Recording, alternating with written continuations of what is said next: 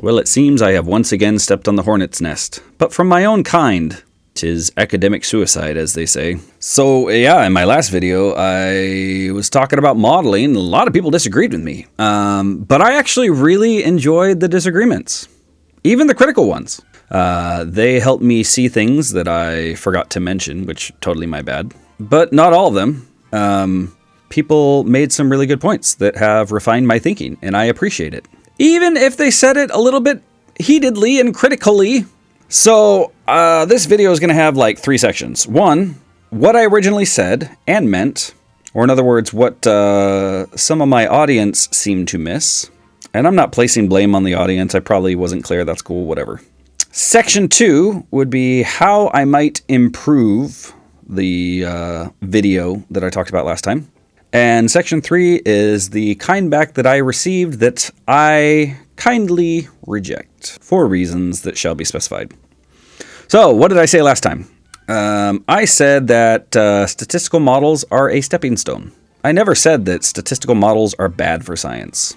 I said they have their limitations. And one thing that I didn't clarify that I should clarify now is I was primarily thinking about regression models or linear models, so which would subsume ANOVAs and t-tests, factorial ANOVAs, all that jazz. So the advantage of these is they're super easy to use and they're really flexible.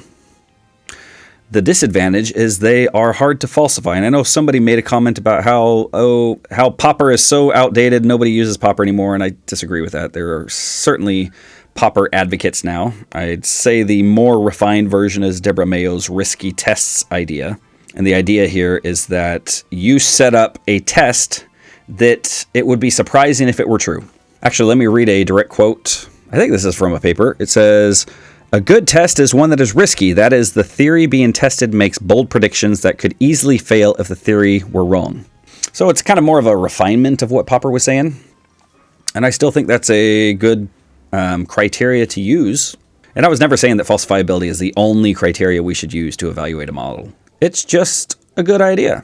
Tends to lead to better models. The other thing that I said is with regression models, the parameters don't have scientific meaning inherently most of the time. So like it's hardly ever interesting what the predicted value of y is when x is equal to 0. Not very often. Sometimes it might be, but usually it's not. So again, I didn't say statistical models were bad. They're just not enough. If we want to progress in science, we need to move beyond statistical models. Within some domains, at least. And maybe that's another clarification I can make. Not all disciplines are ready to move beyond simple statistical models. But I think that's something we ought to strive for. Another thing that I said that I should probably clarify is the distinction between mathematical models and statistical models. This is probably a misnomer on my part, kind of, sort of. I mean, I didn't invent the term. I used it from, I think it was Busemeyer and Dieterich. I borrowed their terminology, but some people got confused in the comments, and I totally understand why. It's probably better that I had said mechanistic models. And what I did say is that for these mechanistic models, or what I was calling mathematical models, the parameters have meaning. They have theoretical meaning. Or in other words, the parameters correspond to real mechanisms that are hypothesized by the theory. So we think about the force equals mass times acceleration. Mass is theoretically interesting. Acceleration refers to a real scientific mechanism. Whereas if you fit a regression line looking at the relationship between muscle mass and number of sets per week of an exercise, the slope is how much muscle changes for every increase in exercise. That's not really theoretically interesting. That doesn't describe the mechanism that happens when one grows muscles. So those are some things that I said with some misnomers and some clarifications. Here's what I should have said. And here's some areas that require some refinement in what I was saying. And again, this probably stems from the terminology that I use. I talk about mathematical models, and a lot of people understood that to mean deterministic models. Or in other words, models that have no error. And that's not what I meant. So let's look at an example of what I'm talking about. So a statistical model might look like this. Y is equal to B0 plus B1x plus epsilon. Whereas a mathematical model might look like this, which is kind of sort of the model that I used last time. Notice that there's an epsilon at the end there. That's one thing that I failed to mention that I absolutely should have mentioned in the last video, is that I'm not assuming a perfect fit. I'm assuming there's still going to be error, and you're still going to need to use some statistical methods to figure out what the parameters are in the context of error. The core distinction, though, is that with a statistical model, you are simply fitting a curve. And the parameters are just abstractions that don't have real mechanistic value. Whereas with a mechanistic model, or what I was calling a mathematical model, it expresses a theory. It mathematizes a theory. That's another way to put it. It mathematizes a theory. And the parameters embed the theory. So they have interpretable roles in the model. And one other clarification I ought to make, I was having a conversation with somebody in the comments where they argued that in most areas, the phenomena we are studying are much too complex to use mathematical models. While it is true that there are a lot of things that have really complex relationships, that doesn't mean you can't use mathematical models. So even if you think about the speed of a falling object, usually when you are taught that in introduction physics, you are told, let's just assume friction isn't playing a role, and you're given a simplified model. But we all know that friction plays a role. And so the simplified model is just easier to conceptualize and understand, and then eventually we might build upon that if we need to. But even if we had friction, you might say, well, you didn't account for the flight of a European swallow. What is the airspeed velocity of an unladen swallow? That might inadvertently hit your object as it's falling from the Leaning Tower of Pisa, or something like that. Because there are lots of things that could affect the speed of a falling object. Most of them we just don't care about. Now, in some ways, this might be a false equivalence because, I totally admit that in most areas of science, it's much more complex than just the variables that affect the speed of a falling object. Still, we look to simplify, and we know that we're not going to capture everything, and that's okay. We're just trying to hypothesize a mechanism that might explain whatever we're looking at. So again, what I am trying to communicate is we ought to move toward mechanistic models, where the model formulation has theoretical meaning, and probably more important than it having meaning, it has constraints. Because once you constrain something, then it increases the riskiness of the test. So some mechanisms that I talked about last time was like proportion of wood overlap. Because my theory was that the more overlap in wood there is, the stronger the bond is between them. Or also another mechanism was the width of the wood, which also contributed to the surface area, which increased the friction between two boards. And by the way, somebody commented that my model of wood was not accurate. I would expect that. I would actually be really surprised if, having no idea how wood works, I would be really surprised if I just jumped into an area that was way beyond my expertise and I got it 100% right. So thank you for correcting the record for the rest of us. Or another one might be the decay of memory, which we're going to talk about today, or the strength of the encoding in memory, which is another mechanism we'll talk about today. So all those things are different mechanisms that if we encode them as parameters, and if we specify exactly what we expect them to do, then that increases the riskiness of the test. So the key ideas from my last video, with some refinements, are that linear models aren't very specific, and they're not very detailed, and therefore they're not very risky.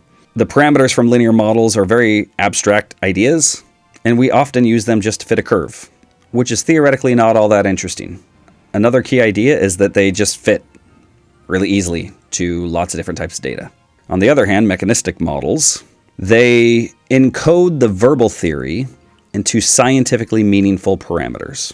And by doing so, they attempt to make the models more tied to the theory, of course, but also more specific and also more risky or more falsifiable.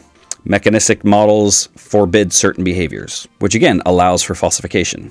And by the way, here's a part that I hadn't considered, and I think was very unclear about my last video, is that the way that I was describing models was just bad.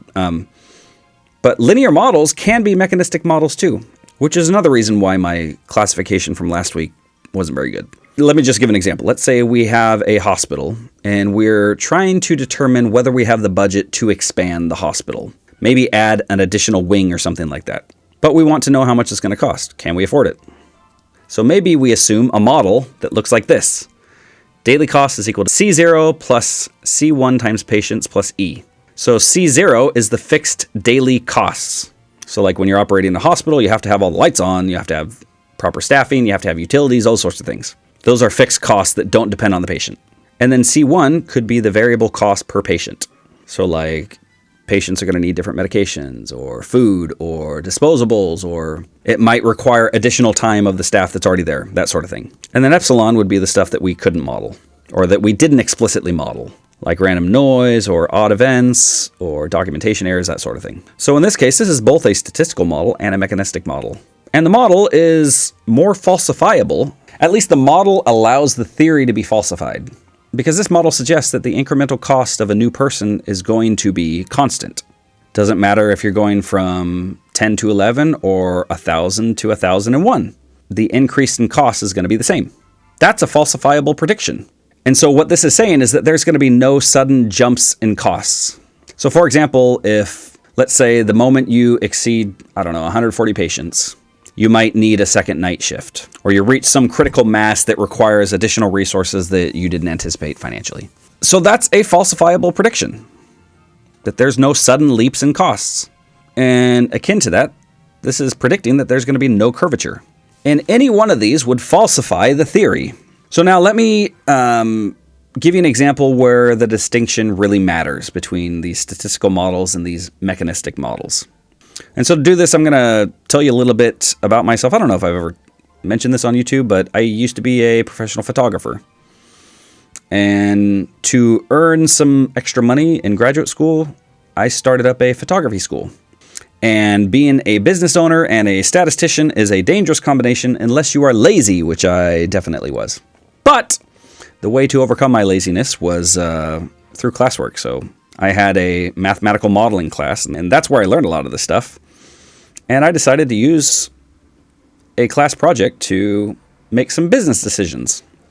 And so what I observed was this relationship.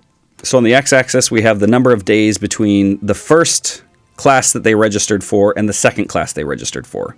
And on the y-axis this is essentially just a histogram showing the number of people that registered for their second class at day 1 versus day 2 versus day 3, although it's been so it's like 1 to 5 and then 5 to 10, etc. And what you'll notice is you've got this exponential decay. So I wanted to fit a mechanistic model to this data set that would describe and hopefully give some business insights about how I could increase the number of people that signed up for a second class. So let's talk about what a statistical analysis would look like, which is essentially just going to be curve fitting. And I might conclude, given the nature of the outcome variable, maybe this would be best fit with a gamma regression.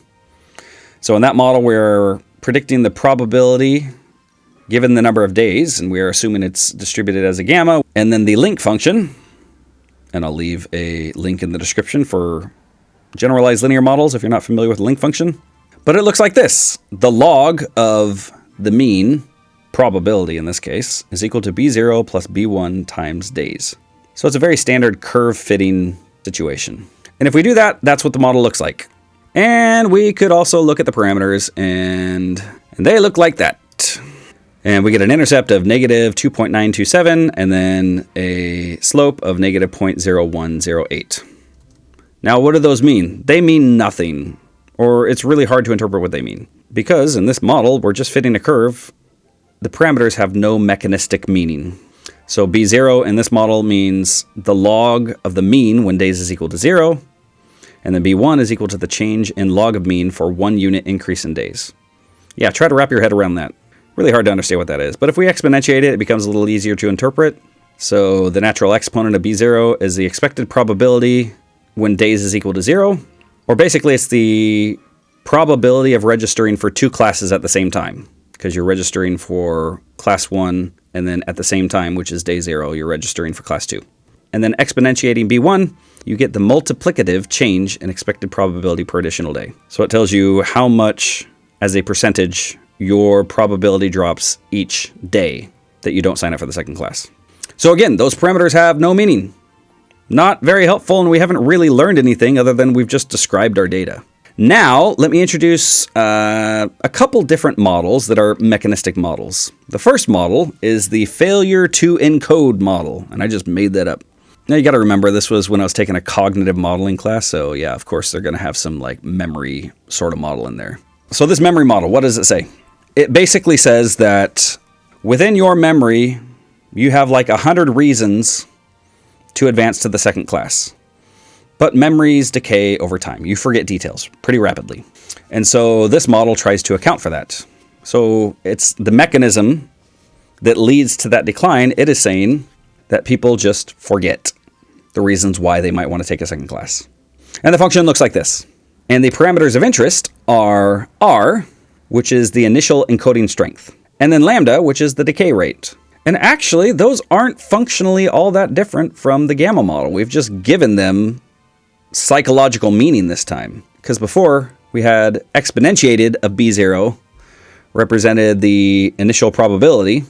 Now we parameterized it a little bit differently, and we were saying that R represents the initial encoding strength. Say you have 100 reasons to register for the second class, but the moment you sign up for the first class, you've already forgotten 1 minus R of those reasons. Basically, that's what that means. And then lambda is the decay rate. So how much do you lose per day? So now, because these have mechanistic meaning, we can start making some assumptions, or we've basically made the model more falsifiable. Because what does this say? This says that engagement should be highest right after class, because the decay rate is 0. And so if you ever see it going up, that falsifies the model. Another assumption is that there's going to be a slow decay, and then it says there's going to be a smooth monotonic drop. It is impossible for it to increase back up. So if we ever see a situation where there's an uptick somewhere later, that might suggest that the failure to encode model is problematic. So once again, the failure to encode model predicts very strong early engagement, but before we even fit the model, we might see some problems.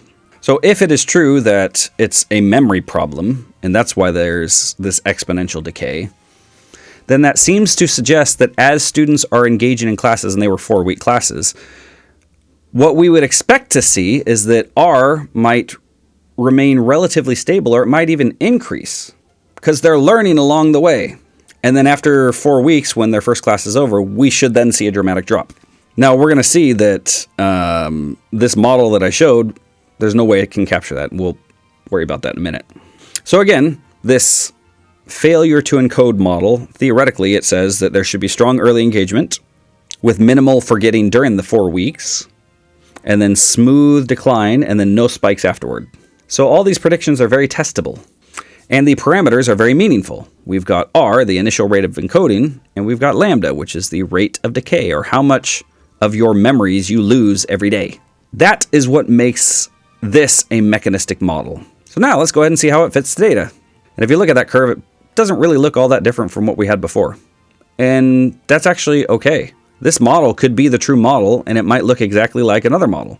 And that's okay, because it's not just fit that we're concerned about. It's really falsifiability. And this model is falsifiable because we've tied it to mechanisms, whereas the other one wasn't, because we didn't have any expectation about how the model should behave. And so as I'm looking at this, I see that at the 4-week mark, there's really not a change in the slope. And again, the math wouldn't allow it, so that doesn't surprise me. But I also see this cluster of numbers right there. So it seems like something might have happened at day 206. Actually, look that dot up. It's at day 206. That between day, 125 and 206, nothing. And then there's a sudden spike. What happened there? I don't know. But the failure to encode model could not capture that unless we add an additional parameter. Like, hey, maybe there's a marketing campaign. And we could do that. But we've already falsified this model, I think. But of course, those dots could just be outliers. It could be that that's the kind of noise we would expect. So just to identify whether it could be noise, I just did a simulation where I used the parameters that I estimated from the model to generate 2,000 unique data sets. And then basically found the minimum and maximum at every point along the days. And that's what this band is, or this envelope. And so what this is saying is if those parameters are the true parameters, and if this was the mechanism that created these data, this initial spike at 206, that's within what we would expect over 2,000 iterations. But these last two dots are not. They fall outside the band. So again, we set up a risky test saying that if there's any spikes, our model can't explain it. So we should falsify that model. And by the way, I put in really strict criteria. I am saying that if at any point during those 2,000 observations, we find an observation outside that range, we're going to reject that model. Now, I could have been way more conservative, and we might have found the other dots not fitting within that model, but that seems to suggest that even if we relax the assumptions of the model as much as possible and allow for outliers, we're still going to miss 2 of them. To me, that seems to say that this model isn't a very good model. And again, we have falsified it not by fit, which is what we would do with a gamma model. We've falsified it based on theory. The theory says that it's a memory problem, and there's no reason that it should spontaneously jump at 206 days. And like I said, this model would seem to say that for the first 4 weeks, your rate of decay shouldn't, the decay shouldn't start because you are constantly exposed every week to photography classes. And so I decided to fit a piecewise model, where I fit a model before 4 weeks and then a separate model after 4 weeks. And this is what that looks like. And that's actually opposite of what I would predict. So this model is actually saying while they're taking classes, their memories decrease at a faster rate, which doesn't make sense according to the theory. So that leads me to strongly believe that this model should be falsified. And then you get the regular pattern and you still don't capture that bump out at the end. So based on 2 different falsifiable predictions, we have, I think, essentially falsified this model because we have rapid forgetting while they're still in class.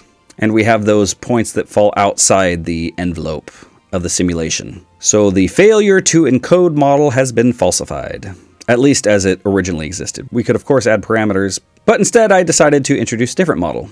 I'm going to call this the motivation model. So I'm going to leave the math on the screen because I don't think it's all that important to explain all the math. So you can pause your video and read it if you're interested. But basically, this is a mathematical version of what I call the New Year's exercise effect. So you know how right after New Year's, a lot of people say, man, I'm going to get into exercise. I'm going to lose weight. And then people sign up for a gym, and then you see this rapid decay of motivation. And so the idea is, again, I'm just making this stuff up. I don't know if this is actually what's happening. But the idea to me is that initially, when you think of an idea, all you can think about are the advantages of that idea. Like the exercise thing. Man, I'm going to be so buff. I'm going to be so hot. I'm going to have so much energy. It's going to be amazing. And you are significantly downplaying the effort. You're not even thinking about the effort. You're just excited about the idea. And then as time goes on, what happens is that you focus much more on the effort than you do on the benefits. And so you get this trade-off that's happening. And so for the photography classes, the idea is you might have this exponential decay because initially they're thinking, man, I'm going to take amazing pictures. This might even be a profession. This is going to be awesome. But then as they're taking classes, they're like, oh, this is actually kind of hard. There's a lot that I have to remember. And I'm kind of disappointed because my pictures aren't turning out as good as I thought, because oftentimes students' pictures get worse before they get better. But initially, they don't see all the practice that goes into it, or all the mental effort required, or all the disappointment from taking bad pictures, all that stuff. They don't see that.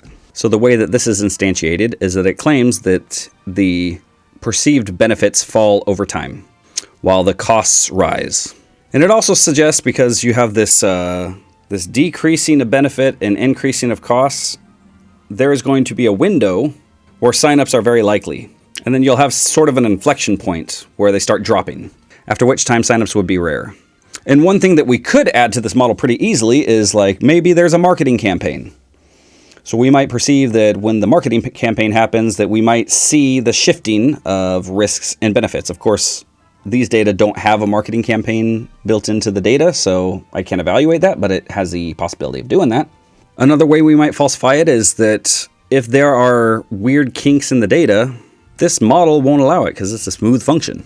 And so what does it look like? Looks like this. So like I said, we should see that window, and it looks like that window happens within the first 4 weeks. So that's actually kind of cool. I didn't even tell it that class ends at 4 weeks.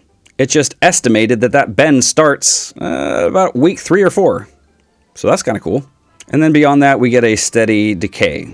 Now, the one problem I'm seeing with this is that it's capturing those, what I was considering outliers with the previous model. But in this model, the zeros are the outliers. So I would say at least for those data points, it's not much different than it would be for a statistical model, where the reason to falsify it is just a lack of fit, but it can capture it. And I actually don't know which model would be better. So maybe where we could go from here is we can try to figure out a different instantiation of this motivation model that might be able to capture those lower values. But otherwise, it seems to be doing really well. And you know what? I just said this seems to be doing pretty well, but that's not the purpose. The purpose isn't to see how well it fits. Fit is a necessary but not sufficient condition for a good model. And I think I'll talk about that more next week. Really, what we're trying to see is how easy is it to falsify these models? And the fact that the failure to encode model was easily falsifiable actually made it a good model, in a sense. It was risky, it stuck its neck out there, and its head got chopped off. So it served its purpose. And the cost benefit so far doesn't have any strong proof that it's falsifiable. So hopefully that kind of clarifies some things. And again, I appreciate the feedback that people have given me, and hopefully that helps clarify what I was thinking about what mechanistic models are. So again, they are grounded in theory, and these mechanistic models are really instantiations of the verbal theory, where the parameters have meaning and the parameters introduce constraints on how the model can behave. Now we get to the final section, where I hold my ground. Or in other words, where I just disagree with what people are saying. I think one or two comments said something like, people already struggle enough with statistics. Now you're going to introduce mechanistic modeling or mathematical modeling? That's way too much to ask of people. And I've received similar comments in the past. I have had papers rejected from journals because the reviewers did not understand the models that I was using. And I've never liked this sort of comment. I don't like when it's hard becomes the excuse to reject something that's a good idea. And that's essentially what that comment is suggesting, is that we hold back progress in science until everybody's ready and everybody's caught up. Well, if we had done that, can you imagine how long it would take to discover Newton's ideas or Einstein's ideas? Like, we'd never get there. We shouldn't have to hold everybody hostage until science is ready to advance to more sophisticated models. So I don't think that's a good argument. Now, there are arguments to be said about improving pedagogy and that sort of thing, but I don't think that's a good reason to say we shouldn't use mechanistic models. Another person argued that Bayesian statistics basically do what I'm trying to do. And I think I understand the idea that they're going for, is that when we use Bayesian models, we have to specify priors, which is actually a really good thing because it forces us to be specific. But the problem is that Bayesian priors aren't falsifiable, at least not in the way that mechanistic models are. So a mechanistic model becomes more falsifiable as it becomes more specific because it encodes causal relationships, it forbids certain patterns, and so these violations force you to reject the model. But that's not how Bayesian models work. Specifying priors doesn't forbid behaviors. It just tells the model, here's where I expect the parameter to be. But Bayesian models don't necessarily define the mechanism. And more importantly, they don't fail when the priors are bad. If you give really terrible priors, it's just going to ignore your priors and use the likelihood function. So while I do like that Bayesian statistics requires you to think carefully and be more specific, unfortunately it doesn't achieve the purpose that I'm looking for, which is to increase the riskiness of the tests. So here's some take-home lessons for today. Curve fitting describes relationships, whereas mathematical models or mechanistic models explain relationships. Mechanistic models constrain behavior, and by so doing, they increase the riskiness of the tests. And regular linear models generally do not do that. They're not very risky. And so in this example, I introduced a model, a failure to encode model, that is actually a very nice theory that failed. Real data contradicted it. And that's really how science ought to work, is that we propose a mechanism, then from that mechanism we derive models and derive predictions from those models, and then we test it on real data. And in the face of real data, the model either fails or it doesn't. And if it fails, we might choose to refine it or we might choose to abandon it entirely. But regardless, the fact that it failed is super informative, which isn't something that you get very often with linear models. And along the way, as we're doing this, we're moving closer to the truth. And that's kind of the idea, isn't it? Now, I will say that having a strong statistical background is pretty important, because even at the end of the day, when you're using mechanistic models, you're still going to have to use statistics. And you're going to have to understand what optimization is. And oh, by the way, I teach a class in mixed models, and in that class we dive into optimization, because it's kind of an important part of mixed models. So if you've ever wanted to learn about optimization and maximum likelihood, yeah baby, mixed models is the place. And I've got a class coming up in January, first 4 weeks of January, so I hope to see you there, because we're going to have a banger of a time. And of course, if that doesn't work for you, you could always do a self-guided class. Anyway, I hope you've had fun, and I very much look forward to the critical feedback. Anyway, see you next time. Peace out.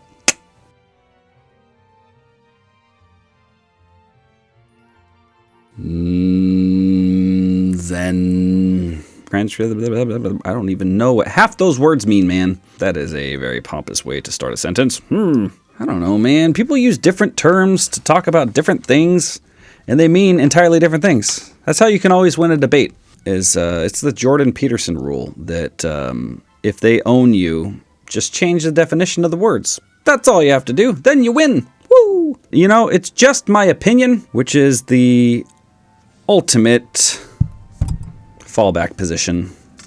But it's just my opinion. See, when you say that, you can say practically anything, and then you're not an idiot. That's the rules, they say. The thing that it has to do with anything is the thing, which is within the set of anything, the thing. If you think about it, like, yeah, that's logic. Please do not spread your nightmares upon my YouTube page. Is there no place for EDA in your paradigm, sir? Madam? Nah. I disagree with you. And I will not state the reasons because it's obvious. Another cop-out right there. Woo!